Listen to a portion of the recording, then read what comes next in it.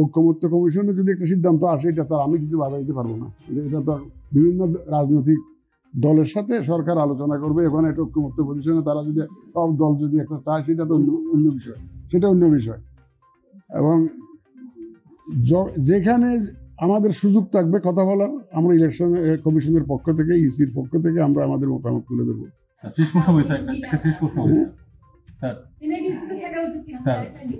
আমি তো আমার থাকা তো অবশ্যই থাকা উচিত। এটা তো আমি প্রথম কথা বলেছি যে ওই সংস্কার কমিশনের রিপোর্টের সম্পর্কে আমি তো প্রথম থেকে বলেছি, এটা তো আমাদের তো থাকা উচিত। আমাদের তো ভোটার রেজিস্ট্রেশন বাই প্রোডাক্ট, তো এটা থাকা তো উচিত। এবং আমরা এই বক্তব্য তো দিয়ে যাচ্ছি ভাই, যে আমরা তো এখন জাতীয় নির্বাচন নিয়ে প্রস্তুতি নিচ্ছি প্রধান উপদেষ্টার, মাননীয় প্রধান উপদেষ্টার ঘোষণা অনুযায়ী। এখন আমরা রাজনৈতিক দলরা তো অনেক কথা বলে, এটা তো আমরা তো ওই রাজনৈতিক বিতর্কের মধ্যে যেতে পারবো না। সরকার প্রধান যেখানে একটা টাইম ফ্রেম ঘোষণা করেছেন, either in December or early 2026, এবং আমরা ডিসেম্বরকে ধরে নিয়ে প্রস্তুতি নিচ্ছি। ধরো আমাদের তো চিন্তা ভাবনা ওই ডিসেম্বরের জাতীয় নির্বাচনকে ঘিরেই তো আমাদের চিন্তা ভাবনা এখনো পর্যন্ত। দেখুন,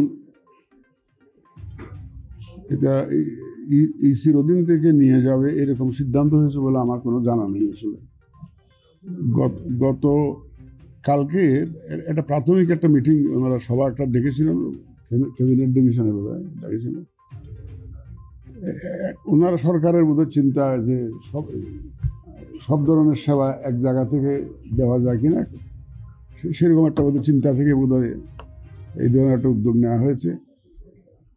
এবং আমরা আমাদের প্রতিনিধি পাঠিয়েছিলাম, গতকালকে মিটিংয়ে পাঠিয়েছিলাম, এবং আমাদের মতামত আমাদের প্রতিনিধি তুলে ধরেছেন।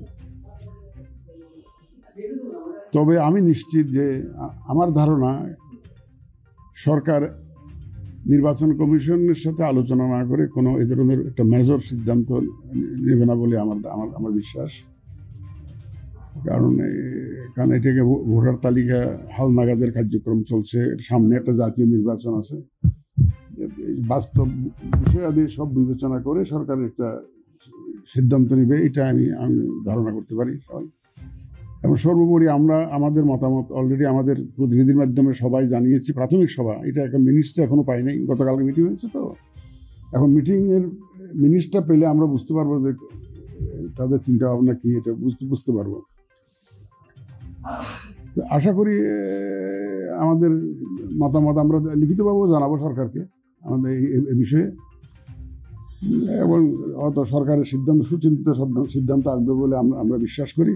তবে আমাদের সাথে আলোচনা না করে কিছু করবেন এমন আমি মনে করছি না।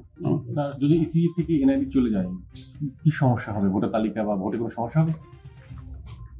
সমস্যা তো জানা হবে, আমরা লিখিতভাবে জানাবো কি সমস্যা হবে, লিখিতভাবে জানাবো। আমি এগুলো এখন আর সেভাবে বলে লাভ নেই, আমি টায়ার্ড হয়ে গেছি, আপনারাও টায়ার্ড হয়ে গেছেন। সমস্যা তো একটা হবেই। তবে সরকার এটা চিন্তা করছে কিভাবে সব ধরনের নাগরিক সেবাগুলো এক জায়গায় দেওয়া যায়।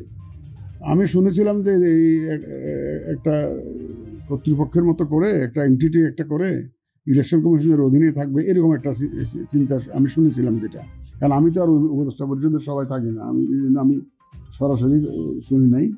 তো আমার ধারণা ছিল যে এই ধরনের একটা এনটিটি গভর্নমেন্ট হয়তো করবে, যেখান থেকে সব ধরনের নাগরিক সেবা দেওয়া যাবে, ইনক্লুডিং এনআইডি, এবং এটা নির্বাচন কমিশনের অধীনে থাকবে, এমন একটা আমি শুনেছিলাম। আমি তো গতকালকে একটা মিটিং হলো, ওই মিটিংয়ে আমাদের মতামত আমরা তুলে ধরেছি আমাদের প্রতিনিধির মাধ্যমে। তো এখন আরও তো মিটিং হবে, তো এটা তো একদিনে হয়েছে না। তো সরকার একটা সিদ্ধান্ত নিয়ে ফেলেছে এমন আমি কিন্তু শুনি নাই।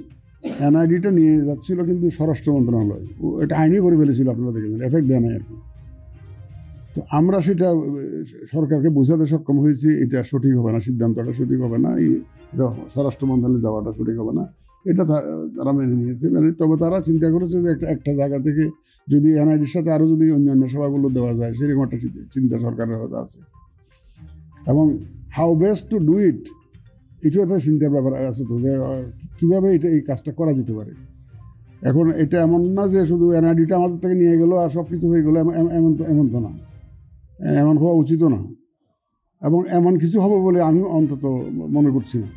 কারণ এখানে গতকালকে প্রথম সভায় কিন্তু আমাদেরকে যখন ডেকেছেন, তার মানে ওনারা আমাদের মতামতের গুরুত্ব দিবেন বলেই তো আমাদেরকে ডেকেছেন মিটিং। যদি কোনো আলাদা কোনো কর্তৃপক্ষ হয়ে যদি এনআইডির আমাদের অধীনে থাকে তার তো কোনো অসুবিধা তো নাই। এবং অন্যান্য সভাও যদি এখানে আসে আমাদের তো না, দুইটা কমিশন তো আমি আমি আমি তো হয়ে গেছে এরকম তো শুনি নাই। আমি যে দুইটা কমিশন অনুমোদন হয়ে গেছে এমন তো আমি শুনি নাই আসলে।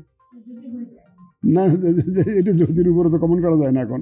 এবং আমি বিশ্বাস করি আমাদের মতামতের গুরুত্ব দেওয়া হবে এবং সেটা যৌক্তিক। কারণ আমাদের তো কমিশনের একটা মতামত আছে, তো এটা আমরা লিখিতভাবে জানাবো। এবার যদি আমার মিনিস্টার পাওয়ার পরে আমরা কেন এটা আমাদের এখানে রাখা দরকার এগুলো আমরা বলেছি, আমাদের প্রতিনিধির মাধ্যমে বলেছি।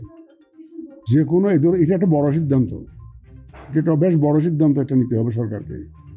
সুতরাং সরকার তাড়াহুড়ো করে আমার এখানে যেখানে ভোটার রেজিস্ট্রেশন একটা প্রক্রিয়া চলছে মাঠে, আমার হাজার হাজার লোক কাজ করছে, আমার সামনে একটা ইলেকশন আছে, ন্যাশনাল ইলেকশন, যেটা প্রস্তুতি নিচ্ছি, এই মুহূর্তে তড়িঘড়ি করে কোনো সিদ্ধান্ত হবে বলে আমি অন্তত মনে করছি না।